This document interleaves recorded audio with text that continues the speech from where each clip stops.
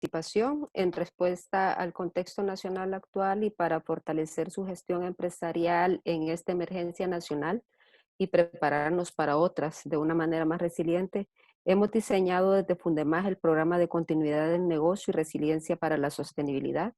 Decirles que esta es una de las 4 sesiones que vamos a tener y les iremos notificando oportunamente. La moderación de este conversatorio estará a cargo de Raúl Salazar, que es el jefe de la Oficina de Naciones Unidas para la Reducción del Riesgo de Desastres, Oficina Regional para las Américas y el Caribe, con sede en Panamá.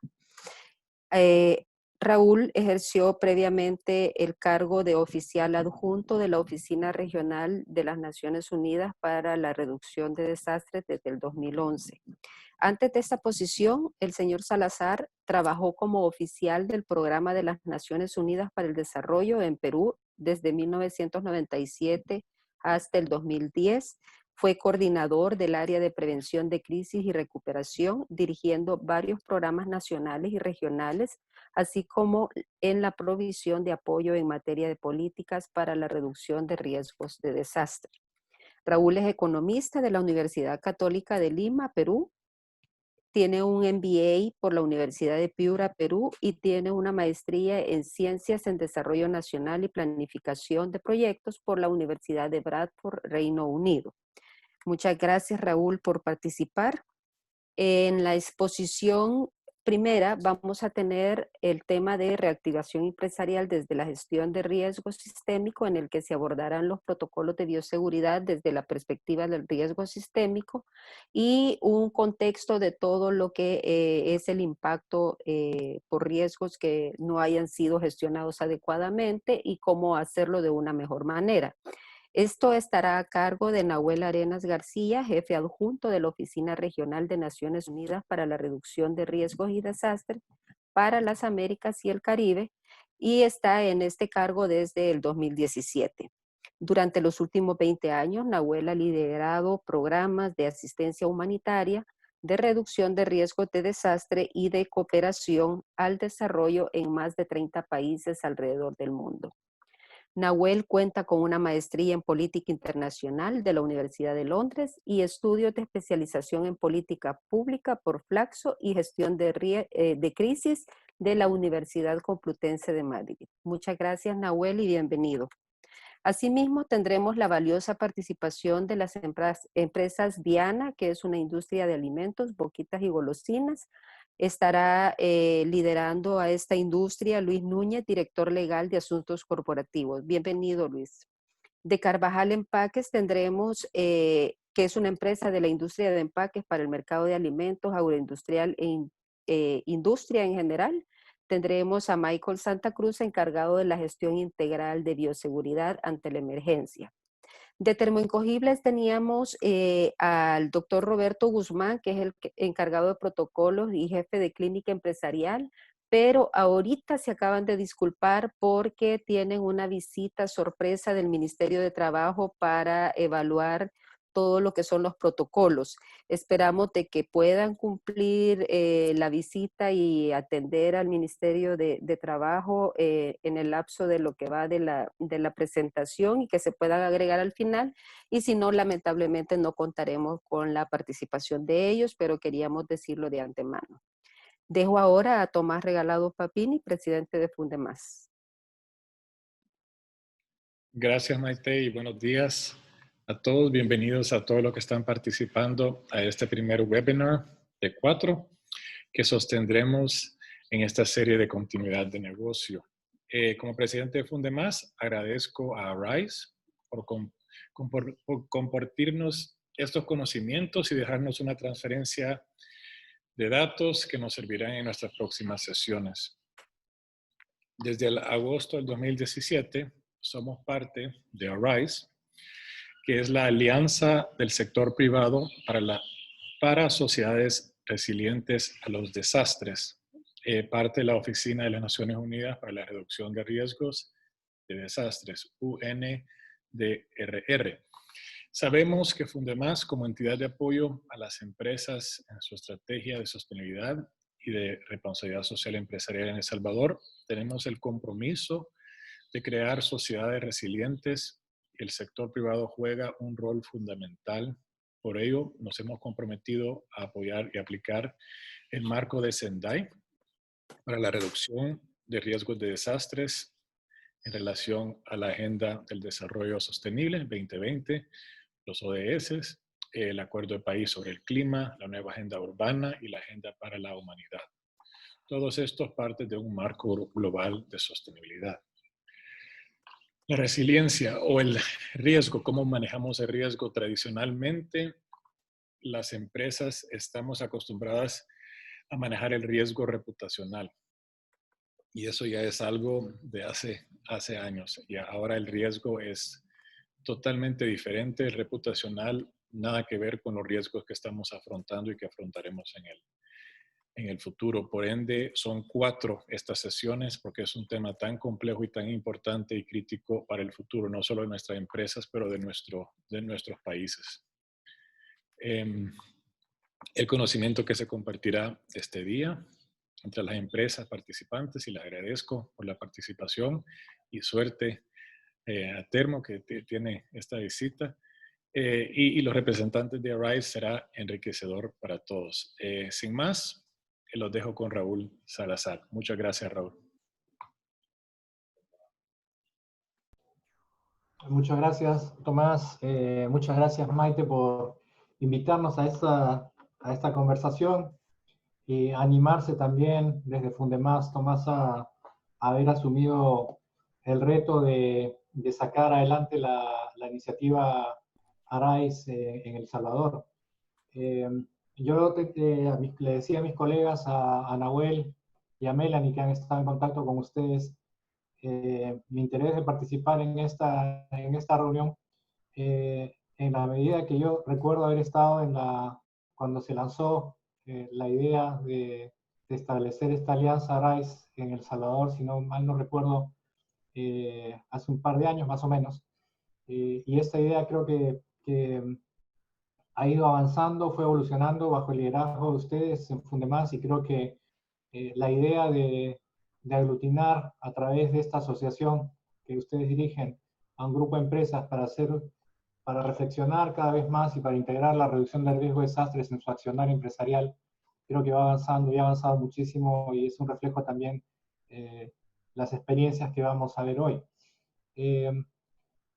Nosotros, por ejemplo, en el caso del marco de Sendai, que es quizás el marco global de desarrollo en el cual digamos, los países se comprometen a avanzar en una agenda para la reducción del riesgo de desastres. Es una agenda que se aprobó por parte de los países. 184 países la aprobaron en el año 2015.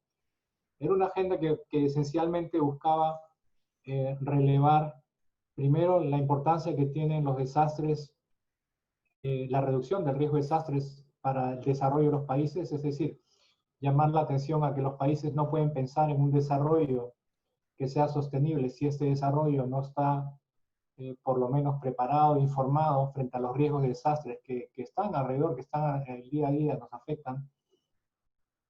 Pero también era un componente importante el pensar que no solamente estábamos hablando de unos desastres que afectan a los gobiernos o a la acción pública, ¿no? Por lo general, esto antes del 2015 ya se venía dando una iniciativa desde el sector privado a nivel global a través de un grupo de empresas que justamente reflexionaban sobre el impacto que tenía sobre los beneficios de las propias empresas el tema de los desastres, y decidieron lanzar esta idea de cómo sensibilizar más a las empresas, pero no solamente hacerlas más conscientes de que esto les puede afectar, sino también a generar soluciones que pudiesen proteger sus propias inversiones a futuro, considerando las amenazas que se enfrentan por efecto de los desastres. El marco de Sendai tiene quizás la característica de ser un compromiso que han asumido los gobiernos, pero que al mismo tiempo involucra a otros actores. El marco de Sendai es bastante claro en reconocer que la reducción de riesgo de desastres, si bien es una responsabilidad de los gobiernos, y este es un principio que está incluido dentro del marco de Sendai, que fue aprobado además por la Asamblea General, que es una responsabilidad de los gobiernos, pero al mismo tiempo es una responsabilidad compartida con los demás socios de la sociedad civil y claramente del sector privado, que en el marco de Sendai, por ejemplo, si uno analiza a lo largo de todo este documento, aparece mencionado cerca de 15 veces.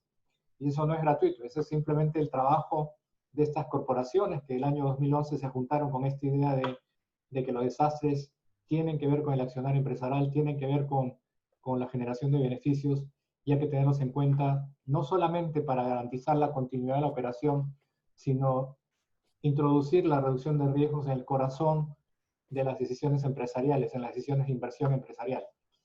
El año pasado nosotros celebramos cada 3 de octubre el Día Internacional para la Reducción de Riesgo de Desastres, y el año pasado nuestro mensaje central fue alrededor de la meta D del marco de Sendai. El marco de Sendai tiene 7 metas que los países han asumido a cumplir. Una de estas metas se refiere a, por ejemplo, reducir considerablemente los daños causados por los desastres en las infraestructuras vitales y la interrupción de los servicios básicos, como son las instalaciones de salud y educativas, incluso desarrollando su resiliencia para el 2030.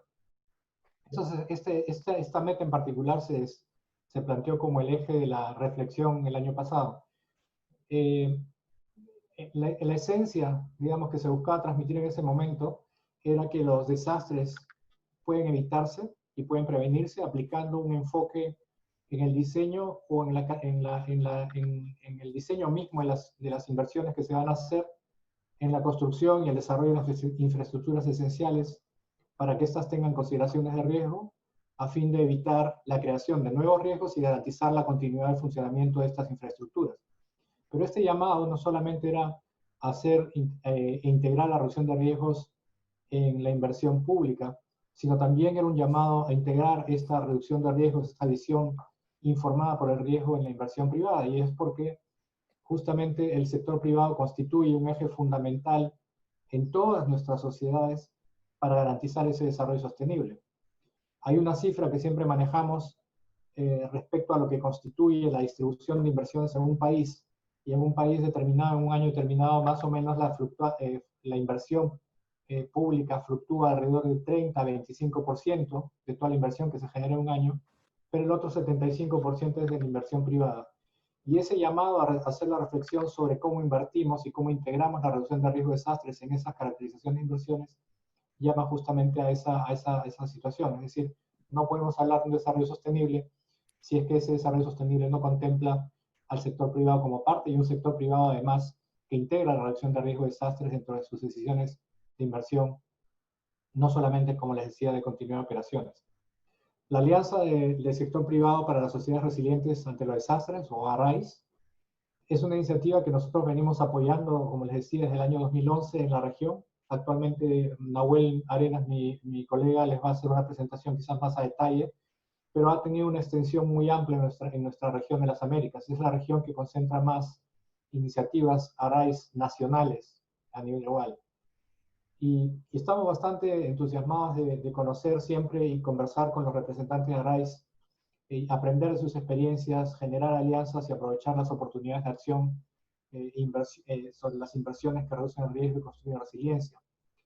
Quizás en esta oportunidad, más importante aún, porque enfrentamos un riesgo que nos prácticamente ha rebasado lo que nosotros estábamos acostumbrados a entender por los riesgos. Nosotros por lo general hemos asociado los riesgos a las amenazas naturales, a las amenazas de origen natural, pero esta es una amenaza que el marco de Sendai ya nos llamaba a contemplar. Cuando Sendai habla de los riesgos, nos habla de los riesgos de origen, amenazas de origen natural, origen humano o origen biológico.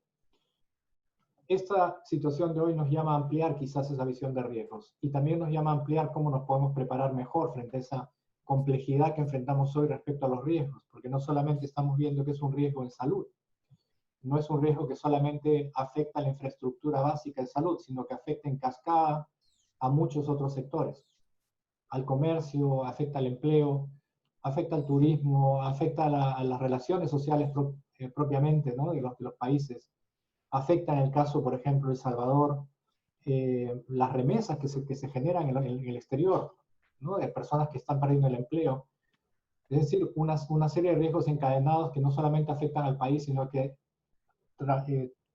transbordan, quizás exceden las fronteras de una misma región y entre continentes. Esta reflexión entonces nos ayuda quizás hoy a ver lo que se está haciendo, qué están haciendo desde las empresas del sector privado para enfrentar este riesgo complejo. Realmente lo miramos con mucha expectativa y estamos pues aquí listos para aprovechar al máximo esta oportunidad de aprender los unos de los otros y explorar estas alianzas y posibilidades de trabajo conjunto. Nuevamente, muchas gracias a todos los socios que han contribuido a hacer este seminario y la organización de este evento y a quienes nos acompañan. Maite, si me permites, quisiera entonces dar la palabra a mi colega Nahuel Arenas para que haga la presentación ya de contenidos de la RAIS en la región. Okay. Adelante, Nahuel. Gracias, Raúl. Gracias, Tomás y Maite, por la invitación. Voy a compartir mi pantalla. ¿Se ve bien, no es cierto? Sí, todo bien. Bueno, perfecto. Muchas gracias. Bueno, mi presentación tiene 3 partes. Voy a referirme un poco al contexto económico y social de nuestra región, las Américas y el Caribe, y algunas pinceladas más específicas sobre Centroamérica en lo que respecta al impacto de la pandemia. Luego voy a abordar algunos conceptos básicos de reducción de riesgo de desastres, y construir un poco más sobre lo que mencionaba Raúl del concepto de riesgo sistémico, y finalmente les voy a compartir algunas de las actualidades de la red ARAIS en la región. Bueno, en primer lugar, tenemos que tener en cuenta que la pandemia ya caía en una región con un contexto de reducción de demanda externa de productos y servicios, una región endeudada. En realidad estamos en un contexto global de récord a nivel de deuda, y hablo de deuda pública y también privada, pero esto hace que sea un contexto de muy poco margen fiscal para los gobiernos. En los últimos 5 años ya se veía, según los datos de la CEPAL, una contracción anual promedio del 0.6%. En la década del 97 al 2006 teníamos una tasa de crecimiento del 3.4%. Ya del 2011 al 2019 había bajado al 2.8%, ahí está el 0.6%, pero en 2019 había vuelto a bajar al 2.5% y se estimaba aún una baja para este año, para el 2020. Entonces, ya estábamos en un contexto de contracción y un contexto de desaceleración del comercio. También recordemos que en América Latina el 99% de las compañías son micro, pequeñas y medianas empresas. Entonces, esta alta participación también que estas empresas tienen en el empleo, más del 50%, también aumenta el impacto negativo de la pandemia en un sector duramente afectado, ¿no? Sabemos que las micro, pequeñas y medianas empresas son las que muchas veces no se pueden recuperar de un desastre. Si vamos a ver algunos de los datos para Centroamérica y El Salvador, hablaba de la situación de la deuda pública. En países como El Salvador, algunos de los gastos sociales son menores al pago de intereses de la deuda pública. En el caso de El Salvador, el gasto de salud es del 2.4% y el pago de intereses de la deuda pública es del 3.5%. La pandemia también va a tener un impacto en las importaciones. Recordemos que en las exportaciones, perdón, si bien Centroamérica es menor ese impacto con respecto a otras regiones de las Américas, de todas maneras es considerable, teniendo en cuenta que se prevén para Estados Unidos y para China una contracción del 4%, para Europa del 6%, creo que en México andaba por alrededor del 5.5%, entonces esto tiene un claro impacto también en la economía de Centroamérica. Y en un contexto mundial en donde el comercio se estima que caerá entre un 13 y un 32% según la Organización Mundial del Comercio. Raúl mencionaba el tema de las remesas. El Salvador es el segundo país de la región en donde las remesas tienen un porcentaje más alto en el Producto Interno Bruto, y se prevé para este año una caída entre el 10 y el 15% con respecto al 2019. Además, se prevé que el nivel del 2019 no se va a recuperar hasta en los próximos 4 años. Y el COVID, bueno, como decía, una estimación de contracción de la economía para la región de las Américas del 5.3%, para Centroamérica, digamos, como conjunto, en un 2.3%, pero para El Salvador específicamente en un 3%. Se prevé también un aumento del desempleo del 10%, y dentro de la población activa, una reducción de los ingresos. Esto, por supuesto, tiene un impacto brutal en el aumento de la pobreza, en niveles que no se veían desde hace 2 décadas, y por supuesto en nuestra región también particularmente puede llevar a conflicto social, protestas. Recordemos que es una región con mucha desigualdad. Esto quiere decir que el acceso a los servicios, el acceso a la asistencia también es desigual, no solo salud, pero piensen también la desigualdad con respecto a la tecnología y las posibilidades que tienen los niños de seguir la escolarización. Y eso lleva, o puede llevar a mucha gente a recurrir a mecanismos realmente negativos para enfrentar la crisis. El impacto en las empresas, bueno, ¿qué les voy a contar a ustedes? Algunas de esas pinceladas: disminución en los ingresos, dificultad de acceso a crédito, por supuesto, cada contexto nacional con sus diferentes medidas será diferente, pero obviamente para las empresas puede traer problemas de solvencia, perturbaciones en las cadenas de valor, falta de insumos. En México, por ejemplo, la falta de insumos en la industria automotriz tuvo un impacto tremendo, también en Brasil, etcétera, con sectores más y menos afectados. Y algunos impactos que van a ser permanentes. La pandemia, sin duda, ha alterado las relaciones económicas y sociales de una manera radical, y las consecuencias, yo creo, van a trascender la duración de esta crisis y pueden ser también un catalizador de ciertos cambios en la configuración de la producción y el comercio a nivel mundial. O sea, algunas de las ideas que se están reflexionando tiene que ver, primero que nada, con la realización de la vulnerabilidad de las redes internacionales de producción ante estos fenómenos de gran magnitud que nosotros consideramos riesgos sistémicos, un desastre global en el caso de la pandemia, y por supuesto a la reflexión sobre cómo dotar a estas redes internacionales de producción de una mayor resiliencia. Algunas de las ideas, por ejemplo, tienen que ver con la diversificación de la red de proveedores, tanto a nivel de países como de empresas, una tendencia tal vez hacia una economía más regionalizada. En el caso de América Latina y el Caribe, las soluciones exclusivamente nacionales no siempre son viables por razones de economía de escala, por razones de tecnología, etc. Por lo tanto, esa tendencia hacia la regionalización es una perspectiva posible. Y las tendencias que tienen que ver, o los impactos que tienen que ver en el funcionamiento interno de las empresas, a través del teletrabajo, a través, obviamente, del impacto económico que produce la pandemia.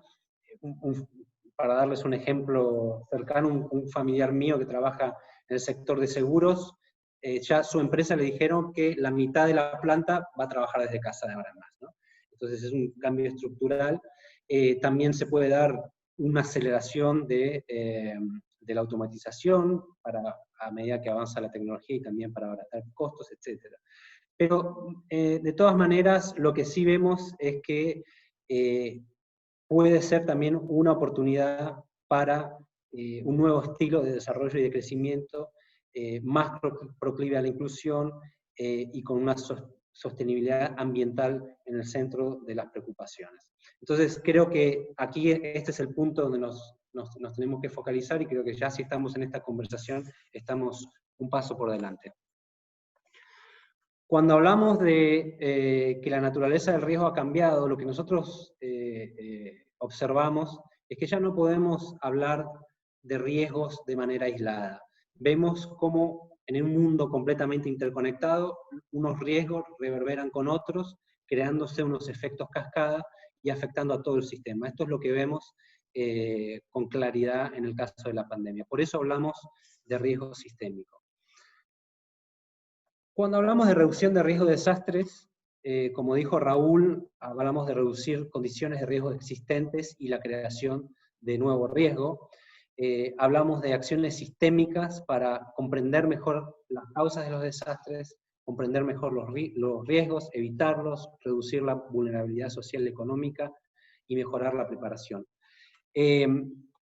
Tengamos en cuenta que decía Tomás que las empresas están muy acostumbradas a hablar de riesgo reputacional, pero menos acostumbradas a entender sobre los conceptos de riesgo de desastre. Bueno, hay diferentes dimensiones en la comprensión del riesgo de desastres, que no es solamente la amenaza, sino que también tiene que ver con la exposición a la vulnerabilidad. Por ejemplo, si hay un deslizamiento de tierra en el medio de la selva donde no vive nadie, pues eso no es un desastre, ¿no? Simplemente es un fenómeno natural. Pero ya si tenemos nuestra empresa o nuestro hotel abajo de un volcán activo o frente a una costa donde hay posibilidad de tsunami, si tenemos una situación de gran desigualdad, de poco acceso a los servicios de salud, etcétera, una situación de vulnerabilidad, es ahí cuando estas situaciones sí generan un riesgo. Y como decía Raúl, cuando hablamos de amenaza, no solo hablamos de amenaza de origen natural, sino también antropogénico o biológico, como es el caso de las epidemias o de las pandemias. En el mundo, en líneas generales, los desastres exacerbados por el cambio climático, los desastres han ido en aumento, y también han ido en aumento sobre todo las pérdidas económicas. Si bien hemos avanzado con respecto a reducir el número de afectación en términos de mortalidad de los desastres, ustedes ven ahí, hay picos, por supuesto, con desastres de gran magnitud, pero en líneas generales no hay una tendencia a la alza, sí la hay con respecto a la cantidad de personas afectadas y las pérdidas económicas. Y esto es de particular relevancia en nuestra región de América Latina y el Caribe, ya que es la región que absorbe el mayor porcentaje de pérdidas económicas causadas por desastres climáticos. Es decir, más del 50% de las pérdidas económicas se absorben por la región de las Américas, de América y Latina, la Latina y el Caribe. Por lo tanto, esta es una cuestión de altísima relevancia para todo el sector económico de la región. Y digamos, hablamos de pérdidas económicas en términos absolutos, pero también en términos relativos. Hay países que se encuentran en una continua reconstrucción, incluso hay países en los cuales el gasto social es menor al gasto en atención de emergencias y recuperación frente a los desastres. Y finalmente, bueno, uno de los aspectos importantes es que cuando hablamos de riesgo, tenemos que entender que hay riesgos intensivos, son aquellos que salen en las noticias, los huracanes, los terremotos, pero la mayor parte de los desastres tienen que ver con los riesgos extensivos, con aquellos pequeños desastres localizados, recurrentes, sequías, pequeñas inundaciones que van erosionando la resiliencia y que también tienen, si bien tienen un menor impacto en términos de mortalidad, tienen un altísimo impacto en términos de población afectada, en términos de infraestructura afectada y en términos de pérdida económica. Entonces, esto también es de alta relevancia, pensando en sequía en Centroamérica, roya del café, etcétera, digamos, desastres recurrentes, persistentes, a veces localizados, pequeñas inundaciones. Estos también tenemos que comprenderlos en nuestro análisis y comprensión del contexto del riesgo. Y, por supuesto, con disrupciones abrumadoras de los negocios, desde pérdida de energía, afectación de cadenas de suministro, pérdidas en telecomunicaciones, afectación en reputacional, etcétera, etcétera. Por lo tanto, bueno, esto es una imagen que uso de separador, pero esta puede ser un pequeño desastre que aumenta absolutamente una planta, absolutamente la infraestructura y que puede tener un impacto económico gigante, si bien puede ser una inundación muy localizada que no salga en las noticias. Por eso también la importancia de prestar atención en los riesgos recurrentes y de pequeña escala. Y como decía Raúl, hay una hoja de ruta global para abordar el riesgo de los desastres, es el marco de Sendai para la reducción de riesgo de desastres, que se ubica, también mencionaba esto Tomás, en el centro de la agenda de desarrollo sostenible, en una completa coherencia con la agenda climática. Y la reducción de riesgo de desastres, hay muchos análisis de costo-beneficios con respecto a, digamos, cuál es el impacto que puede, cuánto me puedo ahorrar por cada dólar invertido en reducción de riesgo de desastres. Hay estudios que sitúan a ese ratio en 4, en 7, hasta en 15, pero la reducción de riesgo de desastres va mucho más allá que ser simplemente un seguro de daños y pérdidas. Es un mecanismo también de promoción de la sostenibilidad, promoción de la productividad, innovación, crecimiento. Y por eso el marco de Sendai habla también de la importancia de blindar las inversiones y que las inversiones sean informadas por el riesgo. De manera de que no estemos con nuevas inversiones creando más riesgo, sino que estemos contribuyendo a crear resiliencia. Entonces, vemos a la reducción de riesgo de desastres, como decía, en sus beneficios no solo de limitar pérdidas, sino también de limitar los riesgos, de limitar responsabilidades legales, de ofrecer oportunidades de negocios, desde el punto de vista, por supuesto, de la responsabilidad social empresarial, pero también desde la promoción, como decía, del crecimiento, innovación, producción, y atraer inversiones. Si tenemos un negocio más sostenible y más seguro, pues eso atraerá mayores inversiones. Por lo tanto, es un buen negocio. Y la red ARISE, esto es lo que promueve a nivel global y a nivel de toda la región estos mensajes, identificando buenas prácticas. No se trata de bajar línea desde Naciones Unidas, sino todo lo contrario, de también identificar las excelentes prácticas de la comunidad de negocios, de facilitar los intercambios entre pares, de darlos a conocer, de dar a conocer herramientas, brindar oportunidades de formación y eventos tales como este. Las redes ARISE identifican y elaboran planes de acción en función de las brechas que han identificado en sus contextos, y apoyamos también estos planes de acción. Algunos de ellos tienen que ver con incidir en políticas públicas, digamos, el diálogo público-privado es central en este esfuerzo, y eso tiene que ver también con el diálogo sobre normativas, el diálogo sobre aspectos de preparación, respuesta, etc. Y el incentivo de las inversiones resilientes. Entonces, digamos, trabajamos en muchas áreas de trabajo y de cooperación en el ámbito público, privado e internacional. Pero a nivel global hay 4 áreas, tal vez, ejes que tienen que ver con la promoción de las inversiones resilientes, es decir, informadas por el riesgo y que creen mayor resiliencia, todo el tema de seguros, de infraestructura resiliente, y como les comentaba, un foco muy especial en las pequeñas y en las medianas empresas. Pero tiene que ver también con trabajar juntos y crear resiliencia a través del trabajo colaborativo del sector empresarial. Entonces, en resumen, los desastres en aumento, estamos en un contexto de riesgo sistémico, donde los riesgos están interconectados, con efectos cascada, donde no se pueden separar unos de otros, sino que hay que abordarlos de manera holística. No hay crecimiento económico sin una reducción de riesgos efectiva, ubicar a la reducción de riesgo en el centro de los esfuerzos de crecimiento y desarrollo sostenible. El enfoque no solo en preparación, digamos, el marco de Sendai tiene 4 prioridades y la parte de preparación es una parte de una de las 4, pero está todo el aspecto de conocer mejor el riesgo, gobernarlo mejor, las inversiones, etc.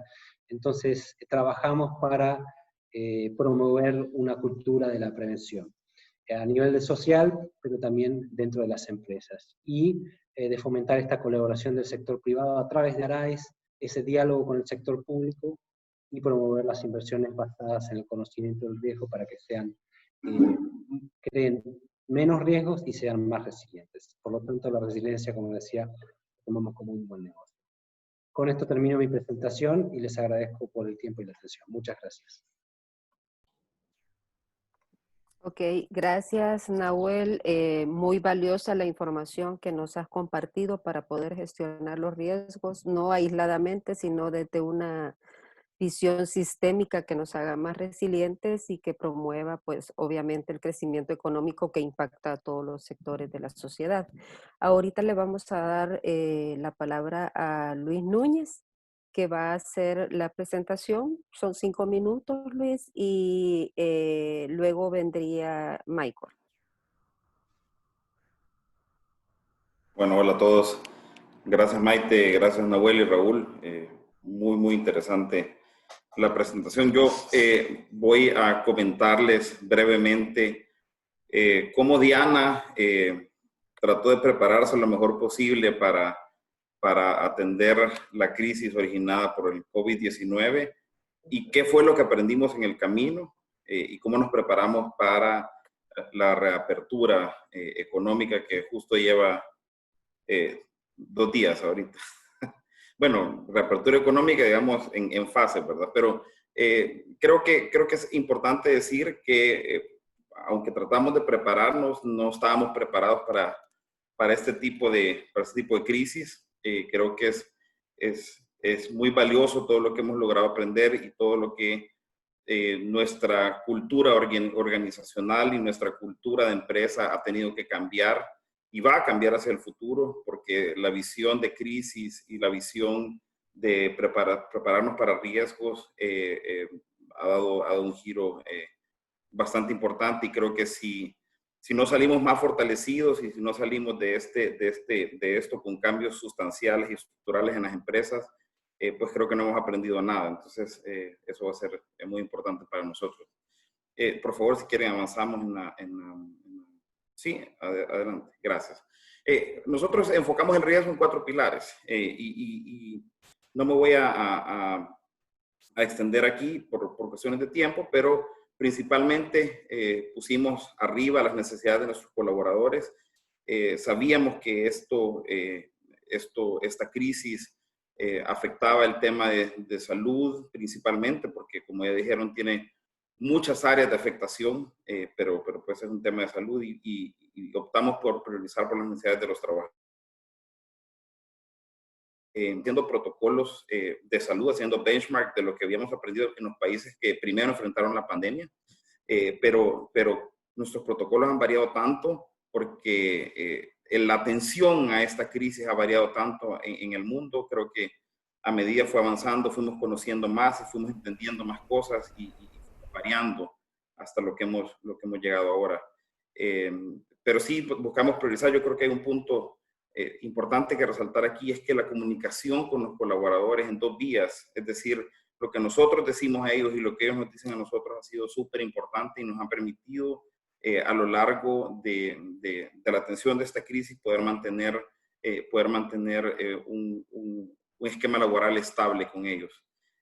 Obviamente, la segunda fase fue, digamos, el segundo pilar fue la estabilización en la continuidad de la operación, cumplir la promesa de servicio con clientes y consumidores en lo que pudimos y en lo que estuvimos abiertos. Tratamos de mantener una comunicación con ellos constante. También mantuvimos una estrategia financiera tratando de mantener una reducción de gastos y una protección del cash flow con escenarios a 3, a 6 meses y a 1 año. Y no menos importante, también el tema de apoyo a la comunidad. Estuvimos haciendo una serie de ayudas a la comunidad. Reconocemos que éramos parte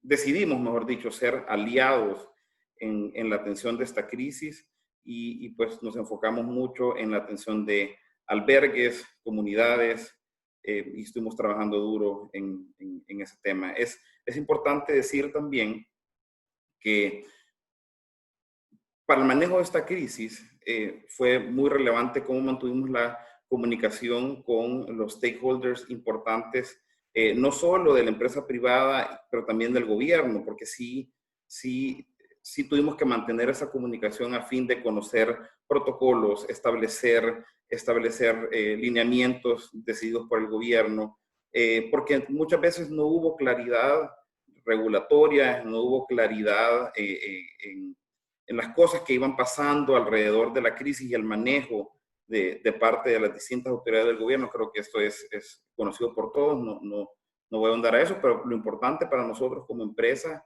era mantener esa comunicación constante para cumplir con las expectativas que se requerían de nosotros. Si quieren, continuamos. Y buscamos comprometernos hacia esto, y lo primero que hicimos fue crear una estructura de atención de la crisis.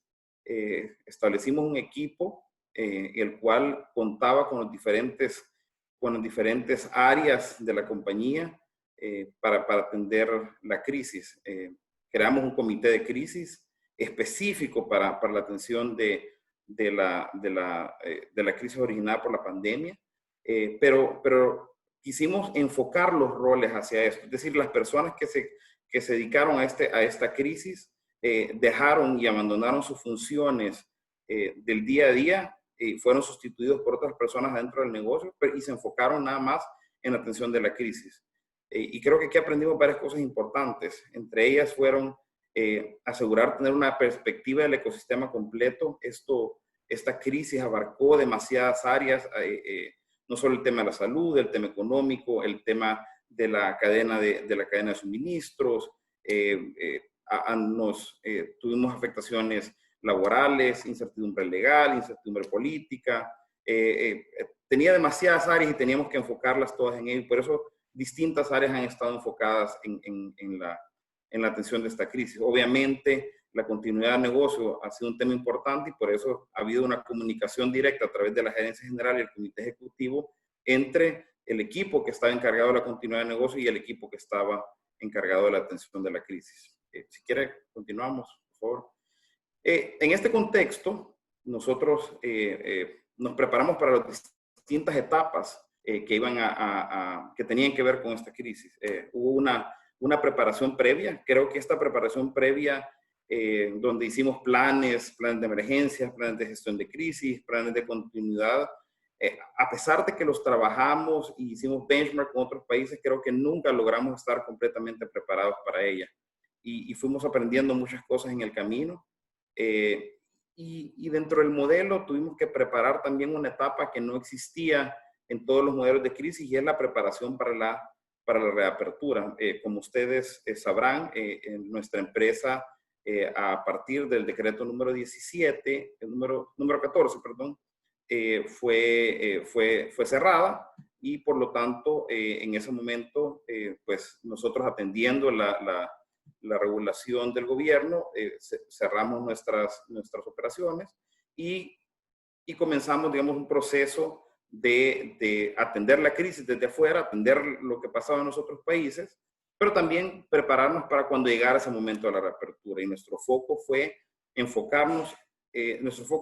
dedicarnos completamente a tener los protocolos ejecutados y listos, es decir, hacer ajustes en las instalaciones, hacer los ajustes que tuvimos que hacer, infraestructura, hacer ajustes organizacionales para que pudiéramos operar desde casa mayoritariamente un gran grupo de nuestros trabajadores, mantener una comunicación con nuestros colaboradores a fin de generar esa tranquilidad, a fin de apoyarles para que conocieran los diferentes regulaciones gubernamentales, qué es lo que se venía hacia adelante dentro de lo que se podía.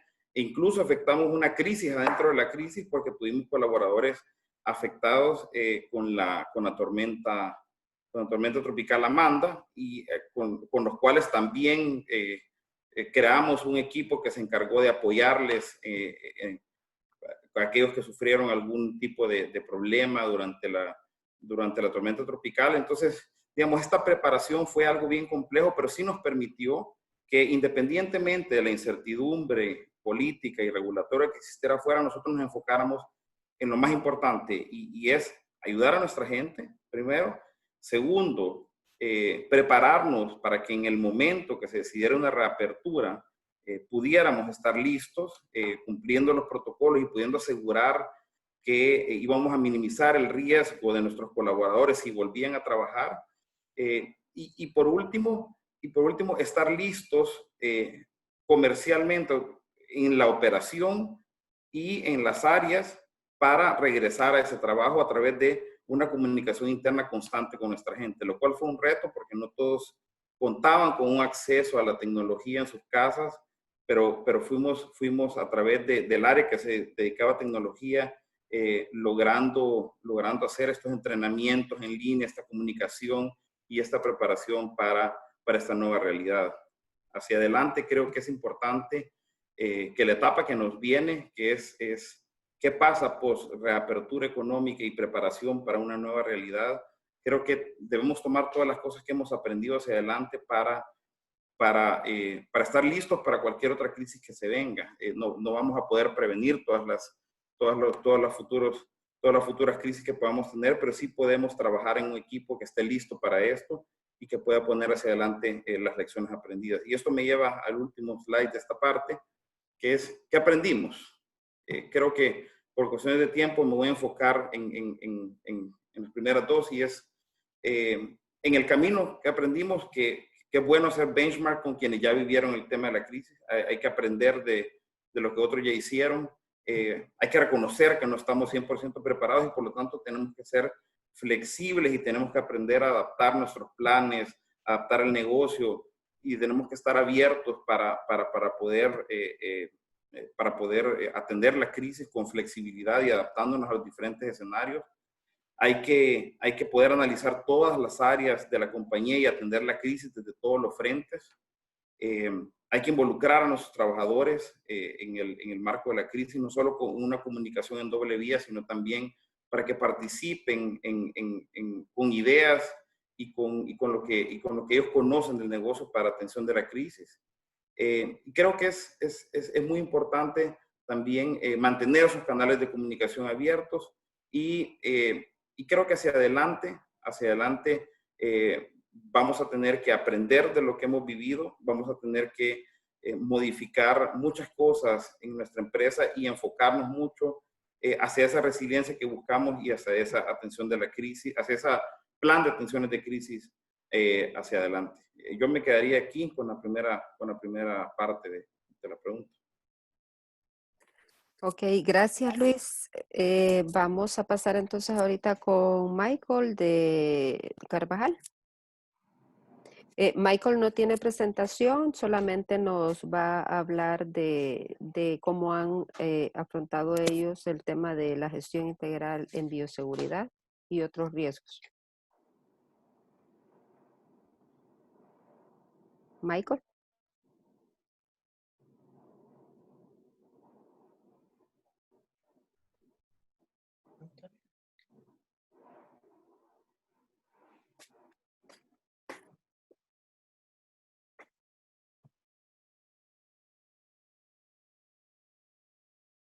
Sí tenemos a Michael, ¿verdad?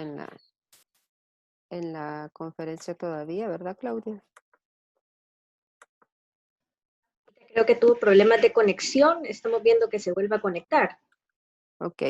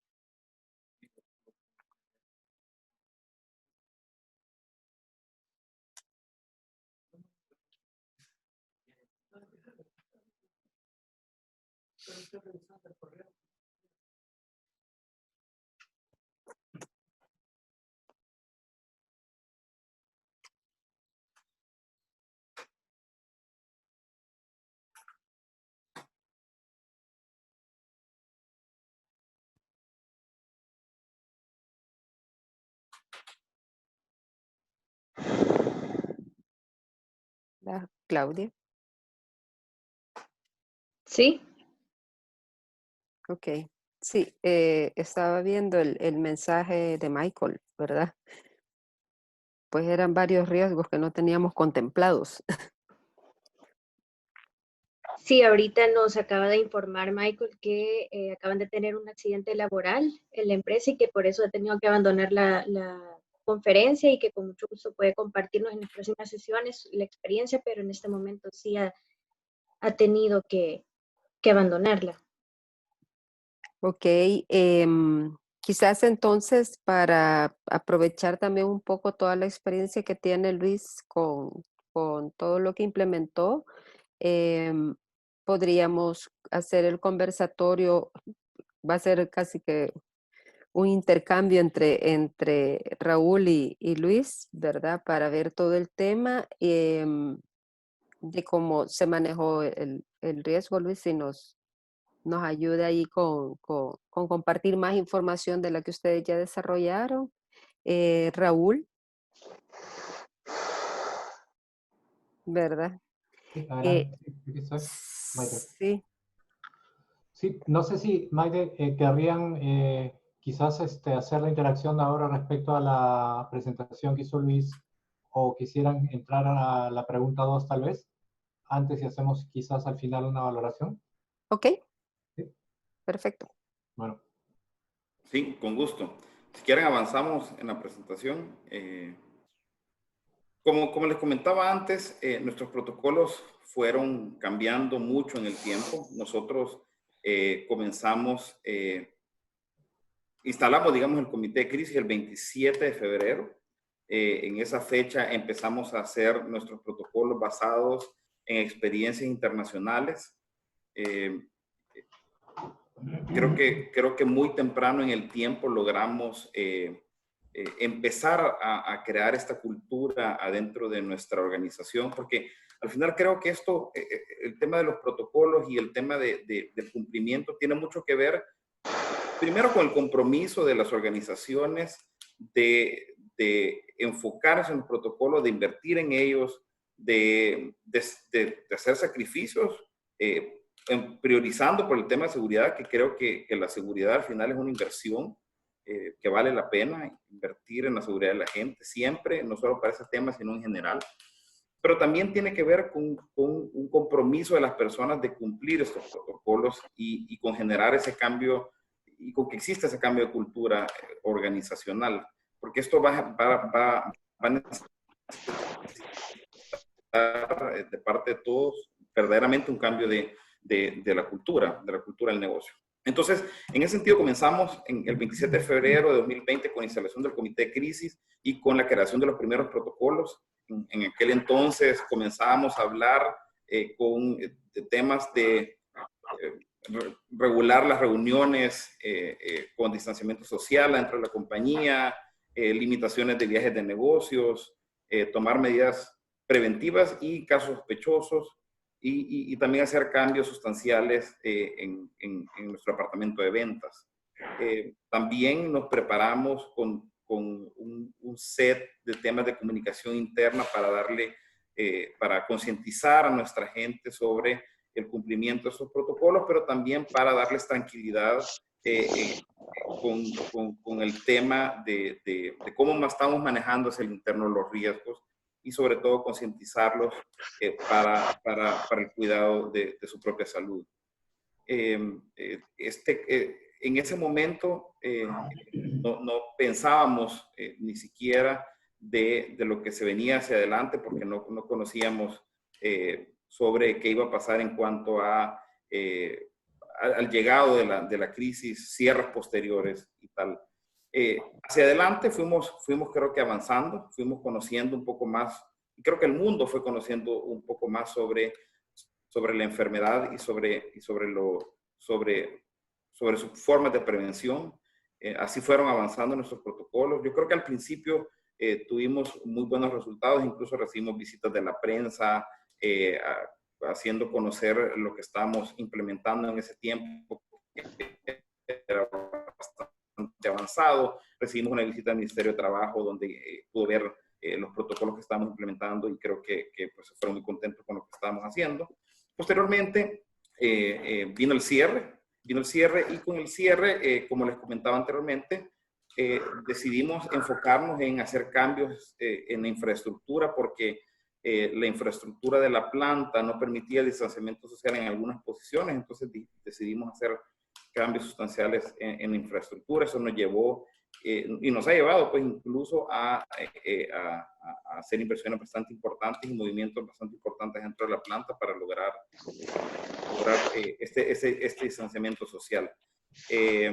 Durante estuvimos cerrados, pues dijimos que el compromiso iba a ser educar a nuestra gente, empezar este cambio de cultura de los protocolos que habíamos creado. Y entonces durante este tiempo nos hemos enfocado mucho en hacer webinars, en cascadear en todas las áreas de la organización los protocolos y el conocimiento que requerimos de ellos. Y bueno, tenemos dos días en los que estamos aplicándolos y actualmente creo que hemos tenido resultados bastante satisfactorios. En este momento creo que esos resultados son fáciles porque creo que estamos toda la organización encima de ese cumplimiento, pero vamos a cumplir la normalidad del día a día y eso va a ser un reto importante. Si quieren, la siguiente slide, por favor. Estos son algunos de los protocolos que estamos implementando en este momento. Tenemos un protocolo de ingreso a la compañía donde bueno, creo que todos ustedes ya conocen, hemos colocado estos marcos sanitizadores, hemos puesto pediluvios con amonio cuaternario a la entrada, estamos tomando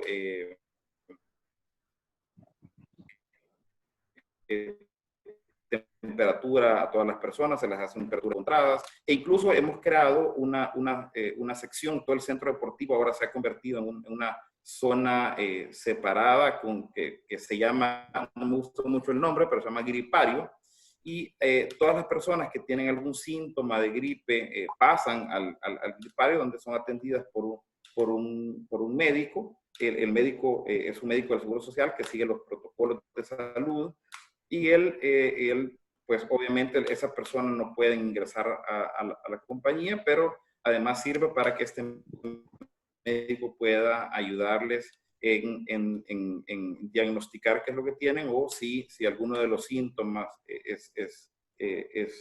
corresponde a los síntomas de la enfermedad, se coordina con el gobierno la atención de esta persona.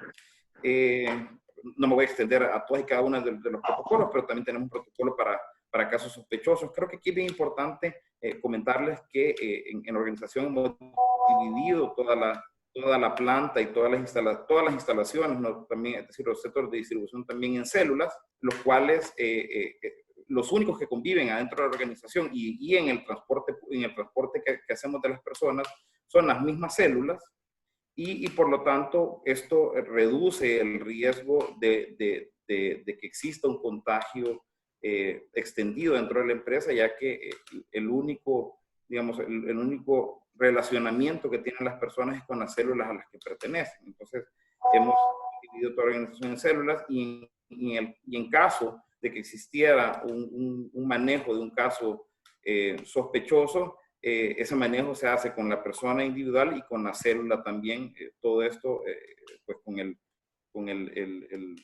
la supervisión médica de las personas, de los profesionales que tenemos contratados en la organización. Tenemos protocolos para áreas comunes, para cafeterías. Las áreas comunes han sido modificadas y ampliadas en su totalidad. Los comedores, por ejemplo, solo hay una mesa por persona. Se han ampliado grandemente las áreas comunes. Ya muchos hemos perdido las oficinas ya en la organización porque pues ya se han convertido en comedores. Y pues todo esto para el cuidado de nuestra gente. Las áreas de trabajo, como les comentaba antes, han sido, la infraestructura de la empresa ha cambiado. Creo que el que ha logrado, el trabajador que regresa a la planta o que regresa a su centro de distribución ha encontrado grandes diferencias adentro. Creo que esto es muy importante no solo para cuidar su salud, sino para que ellos se sientan tranquilos y puedan desarrollar su trabajo de la mejor manera. Tenemos 2 días desde que estamos implementando los protocolos. Creo que hemos hecho una comunicación interna bastante consciente. También les quiero comentar que tenemos un departamento de auditoría de COVID, es decir, tenemos unos inspectores COVID dentro de la organización que día a día mandan un reporte de cumplimiento de lo que están encontrando adentro de la organización, a la entrada, adentro y en la operación en sí. Y esto creo que es importante porque generar esta cultura de cumplimiento también necesita que estemos nosotros autofiscalizando que lo estamos haciendo. Al final, creo que lo más relevante es lograr este cambio cultural, esta concientización de todos, de que el cuidado de nuestra salud ya no solo nos afecta a nosotros mismos, sino a nuestros compañeros, a nuestros familiares y al país en general. Siguiente.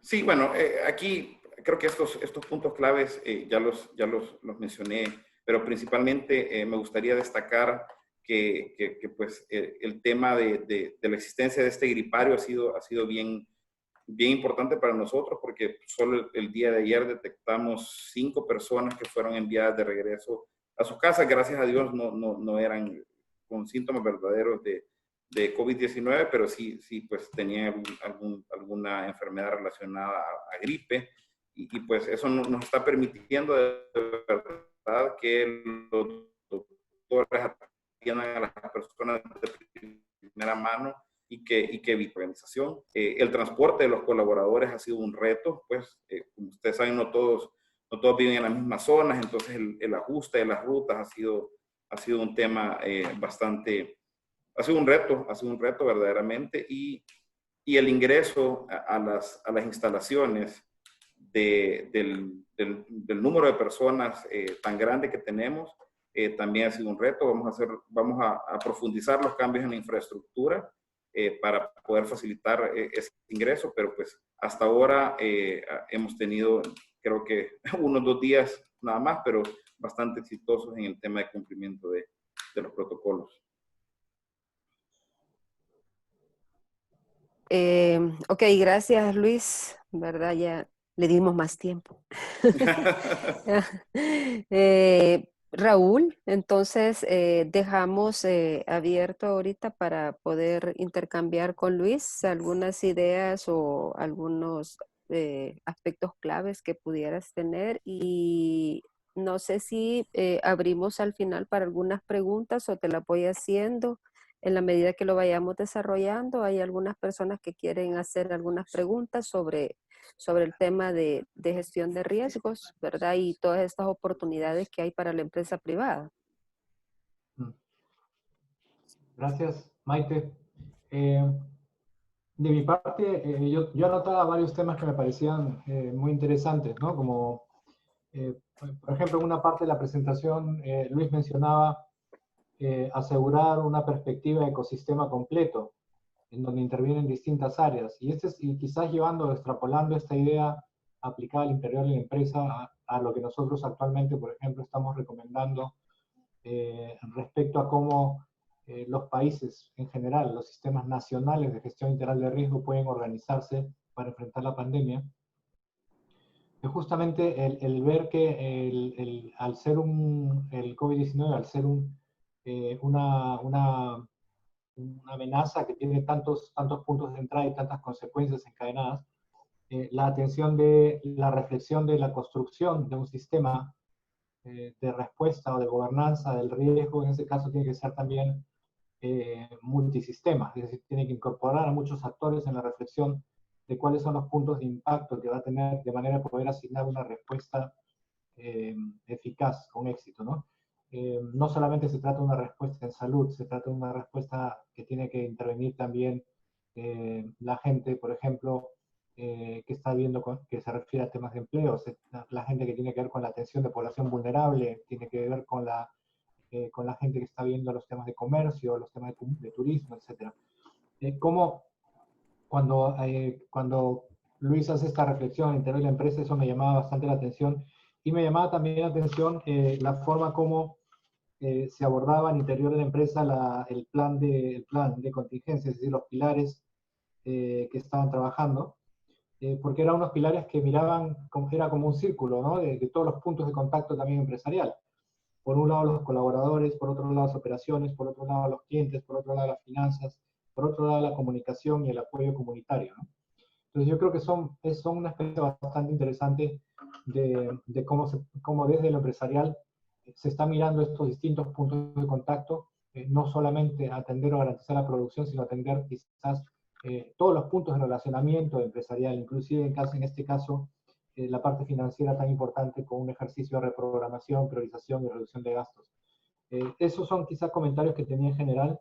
Tenía algunas preguntas, en este caso a Luis, respecto, por ejemplo, me queda bastante claro que, digamos, el enfoque de los pilares atiende todos esos aspectos que son los puntos de contacto empresariales, pero hay un punto que es esencial, que tiene que ver con lo que es la cadena de suministros, proveedores, y cómo es que desde una parte empresarial ustedes se vinculan hacia esta línea, es decir, cómo garantizar esta parte de la continuidad que no necesariamente es necesariamente directa, digamos, en cuanto a lo que uno puede influir en cómo se organiza un proveedor, cómo se organiza el proveedor de un suministro, o en caso, por ejemplo, del proveedor de un servicio.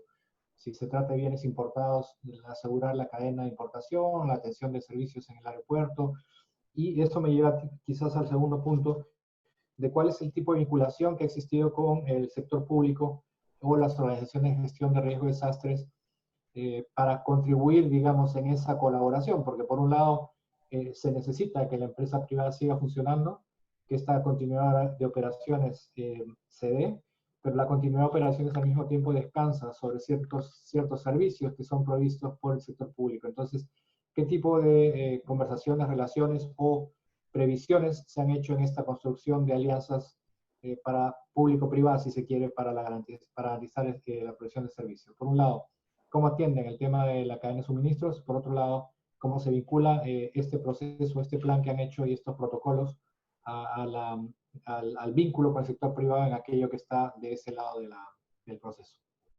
Sí, claro, con gusto. Las dos preguntas atienden a dos de los pilares que mencionaba. El primero, y el tema de la cadena de suministro, tiene que ver con la continuidad de la operación. Desde el principio se estableció que dentro de ese pilar, nuestro departamento que se encargaba de las compras y logística se iba a encargar del manejo de los proveedores. Y creo que aquí hubo dos fases. La primera fase fue previo al cierre de las operaciones. Nosotros establecimos, hablamos con los proveedores para establecer proyecciones hacia adelante y poder tener los supplies que necesitábamos con proyecciones adelantadas. Sin embargo, digamos, esto se mantuvo manejándose dentro de este pilar de la continuidad de la operación. Pero cuando llegamos al momento del cierre, digamos, ese pilar, esa función en específico, se convirtió nada más en una función de manejo hacia adelante de la relación comercial con esos proveedores en tema de contratos, en tema de contarles que estábamos comunicándonos con el gobierno y con las organizaciones hacia adelante para conocer cuándo iba a ser la reapertura y posterior prepararnos para la reapertura, porque, pues como ustedes saben, nuestro cierre fue alrededor de unos 80 días. Entonces, previo a ese cierre, pues ya estábamos preparados con algunas cosas para lo que venía, pero posteriormente que nos cerraron, pues lo que hicimos fue mantener esta comunicación con los distintos proveedores para atender sus consultas en materia contractual, en lo que se venía hacia adelante y prepararnos para ese regreso. Y el siguiente pilar que lo mencionas tiene que ver con el último pilar, que era el tema de Corporate Affairs, que estaba relacionado con la ayuda a las comunidades, pero también estaba relacionado con la relación gubernamental y con mantener ese canal de comunicación abierto con ellos. Nosotros estuvimos trabajando con el Comité de Protección Civil que estaba liderado en esa parte por la Alcaldía Municipal de Soyapango, que es donde tenemos nuestra planta, y estuvimos trabajando con ellos en el tema de apoyo para las comunidades que estaban cercanas a Soyapango con tema de víveres, y también estuvimos trabajando con distintas organizaciones del gobierno para conocer qué es lo que se venía hacia adelante y cómo podíamos estar preparados para ese retorno. En el tema de servicios municipales, creo que el tema de servicios gubernamentales, creo que no tuvimos ningún problema, solamente, pues, creo que es relevante comentarles que si tuvimos algunas conversaciones con ANDA, por ejemplo, para ver qué oportunidades teníamos para que uno de nuestros pozos pudiera contribuir para poder llevar agua a las comunidades que tuvieran problemas de agua en ese momento. Eso todavía está en marcha, estamos esperando ver más adelante cómo podemos colaborar con ese tema, pero en general sí, la comunicación gubernamental ha sido constante durante todo este tiempo, no solo para temas de cómo se venía hacia adelante nuestro regreso o cómo manejarlo, los protocolos, sino también para ser partícipes y aliados en el tema de la atención para la crisis de parte de ellos, y eso lo hicimos a través de Protección Civil. Muchas gracias, Luis. Maite, no sé si quieres continuar con las preguntas.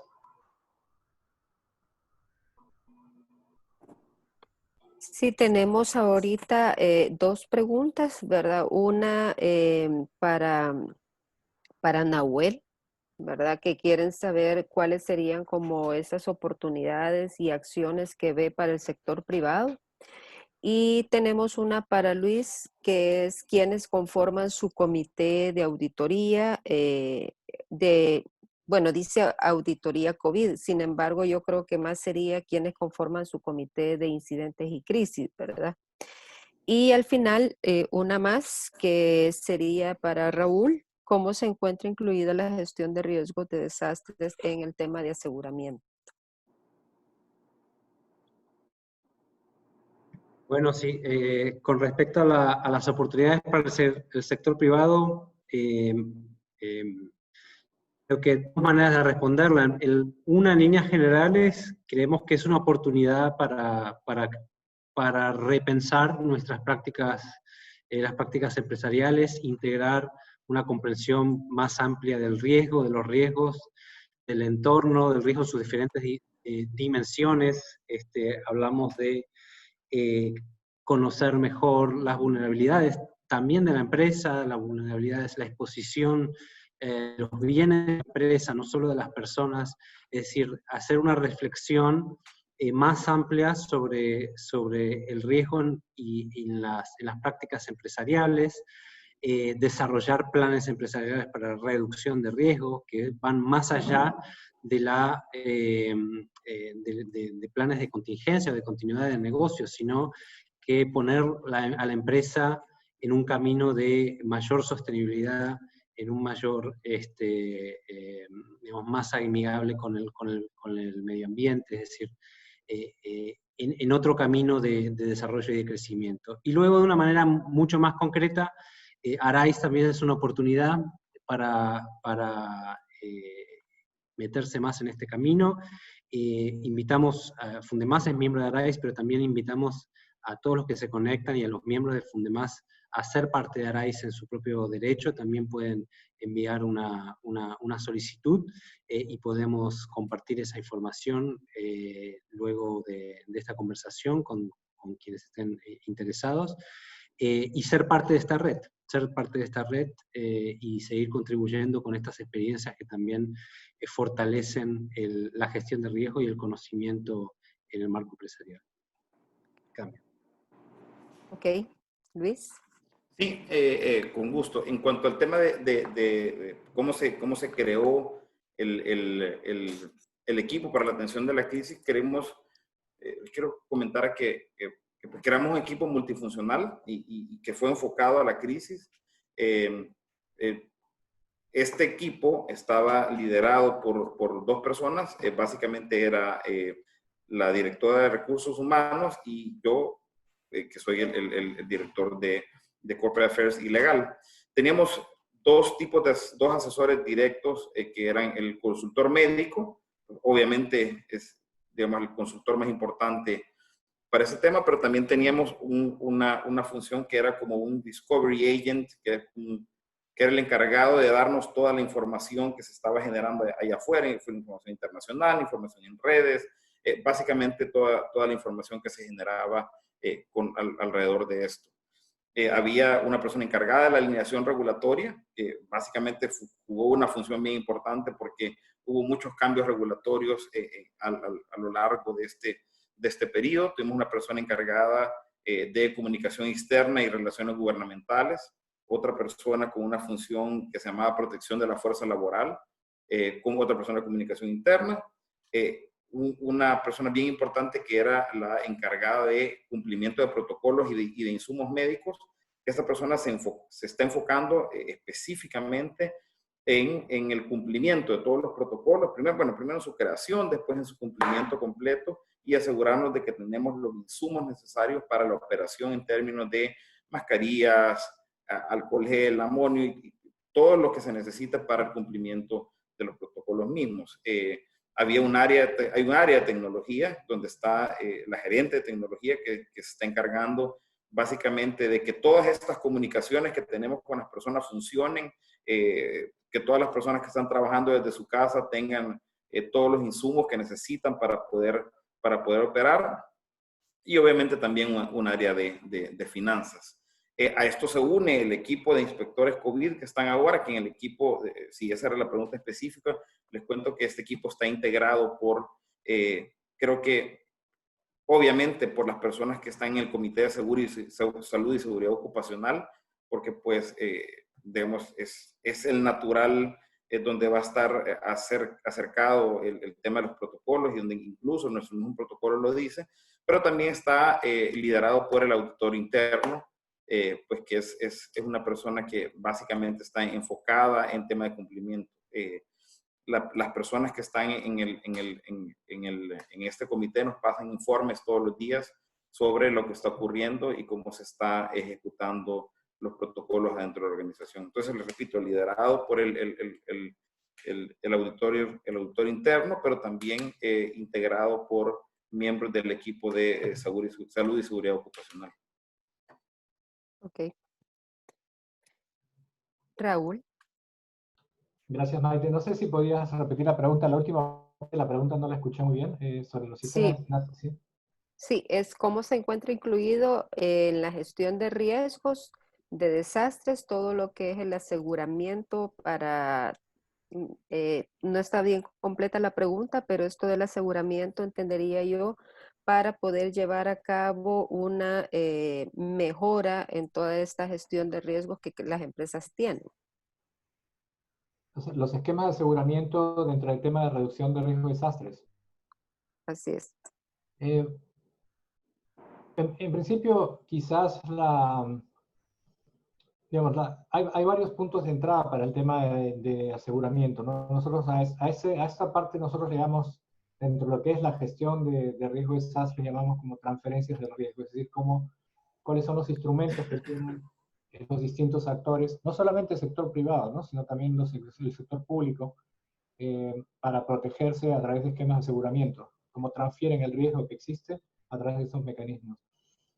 Existen diversas formas. En el caso, por ejemplo, quizás para no entrar a las distintas alternativas que hay de aseguradoras y esto que para cada país varían, quizás lo que podría hacer es dar algunos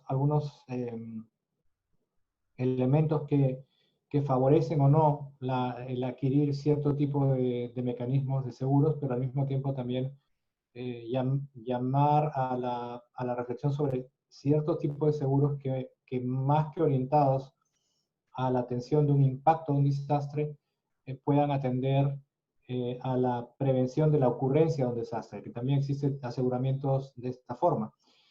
Primero, para el lado de aseguramientos, los que conocemos regularmente, para el caso de los gobiernos, por ejemplo, actualmente existen varias iniciativas que están permitiendo a los gobiernos adquirir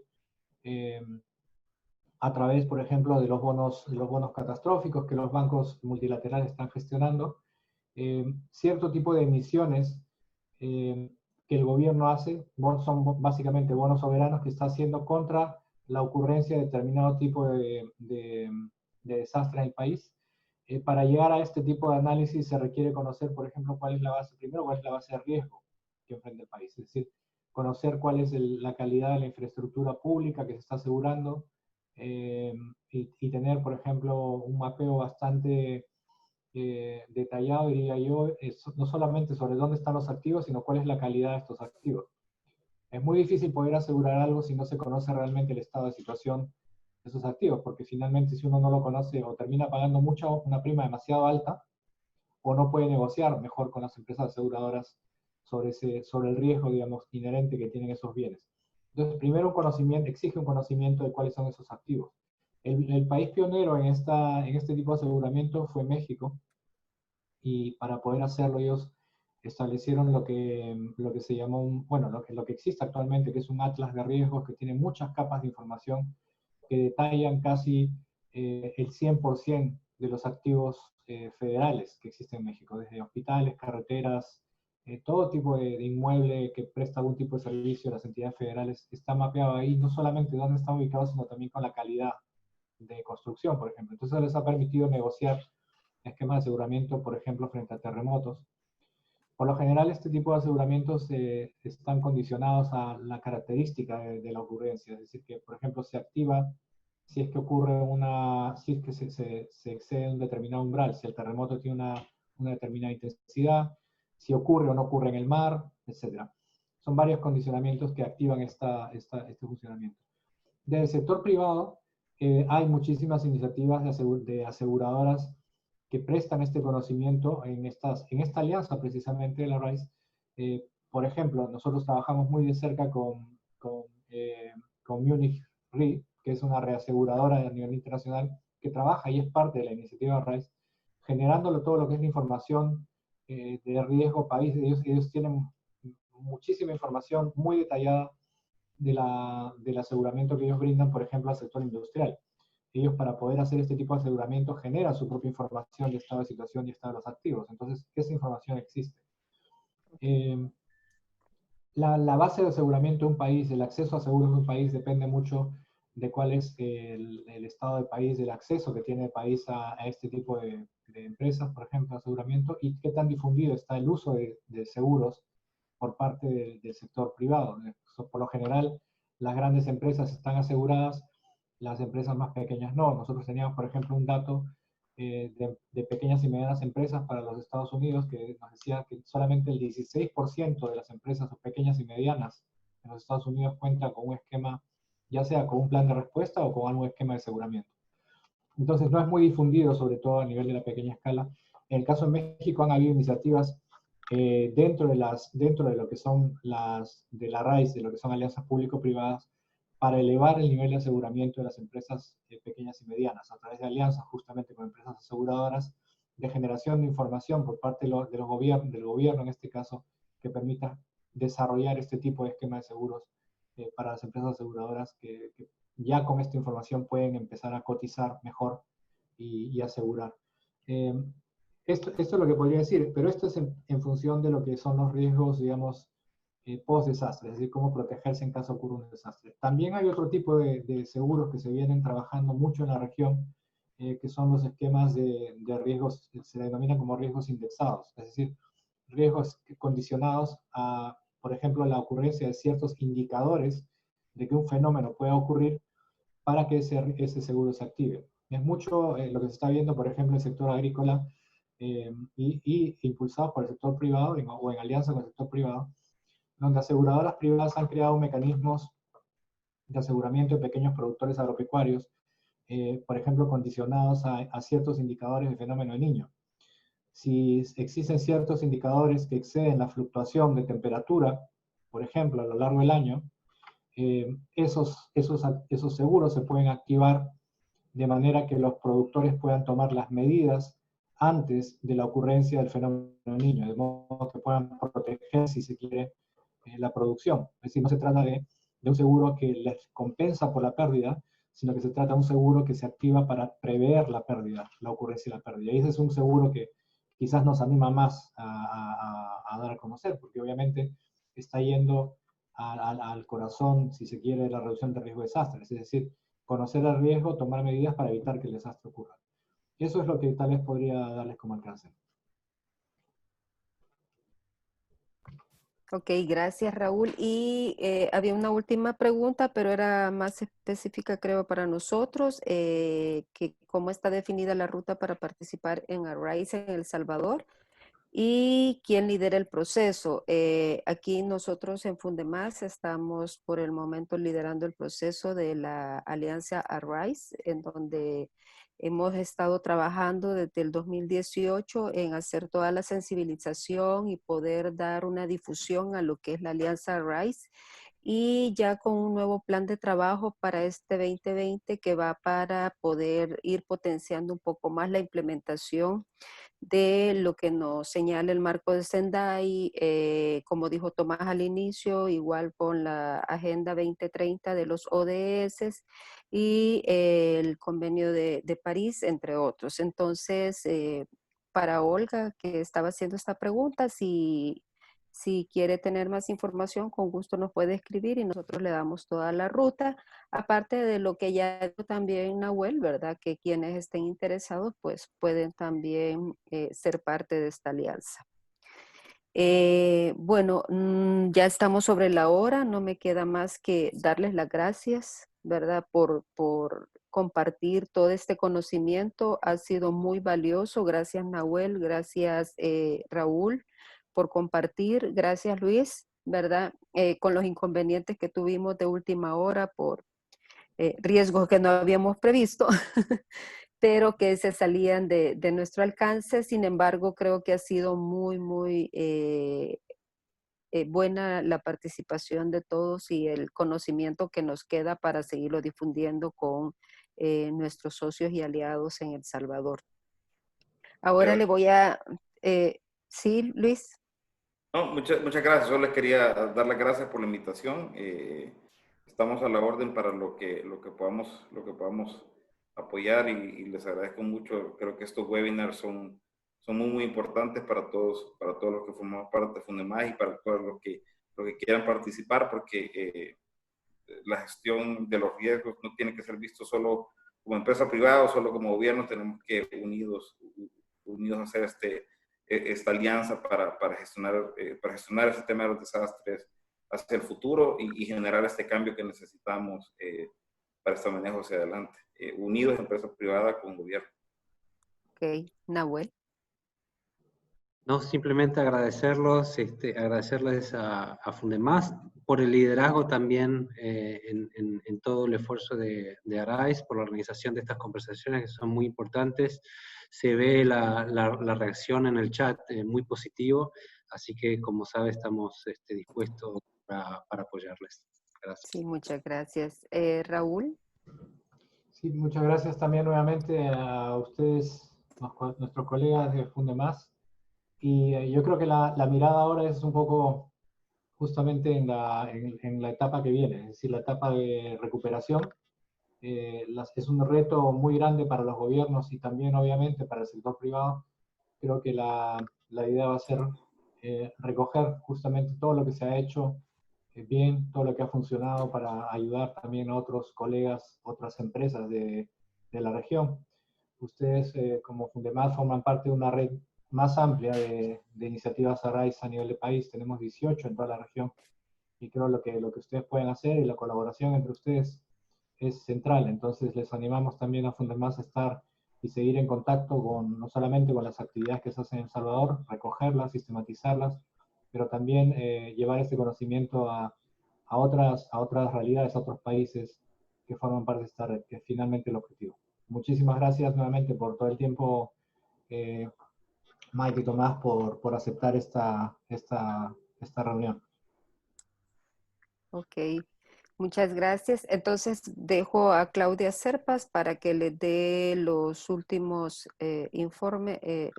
información para los próximos seminarios y una nota para la evaluación de este webinar. Claudia, muchas gracias. Buenos días a todos, muchas gracias. También me uno a Maite en su agradecimiento por participar en este webinar. Como ella mencionaba al inicio, este espacio ha sido parte del programa que hemos nosotros diseñado de continuidad del negocio y resiliencia para la sostenibilidad, el cual está compuesto también de otras 3 sesiones adicionales para seguir abordando el tema, también con las empresas que deseen ir construyendo de la mano también de Fundemás todos estos planes. El martes 23 de junio tenemos la evaluación de riesgos del negocio en su entorno interno y externo, una sesión para hacer todo ese análisis. Luego tenemos una tercera en elaboración de planes de monitoreo para gestión de riesgos críticos y no críticos. Y una última sesión que es la elaboración del plan de continuidad de negocio integral bajo enfoque de riesgo sistémico, ¿verdad? ¿Cuáles son todos los componentes que se deben tomar en cuenta? También nosotros estamos tomando de referencia las herramientas que se nos han transferido con Arise, de las formaciones que hemos recibido como Fundemás, para poder también trasladarles las metodologías y que ustedes las puedan incorporar en los planes de continuidad del negocio de sus empresas, ¿verdad? Entonces, esta información nosotros la estamos compartiendo en nuestras redes sociales y también se les hará llegar a los correos que ingresaron en el formulario de inscripción para este webinar y les estaremos compartiendo también la grabación de este espacio. Entonces, ahorita en el chat les voy a dejar, agradeceríamos su apoyo con una evaluación de este espacio y para seguir mejorando todo el contenido que nosotros tenemos para impartirles. Muchas gracias. Bueno, muchas gracias. Nos vemos. Muchas gracias, feliz día. Igual. Gracias, feliz día. Gracias, Nahuel. Gracias, Luis y Raúl.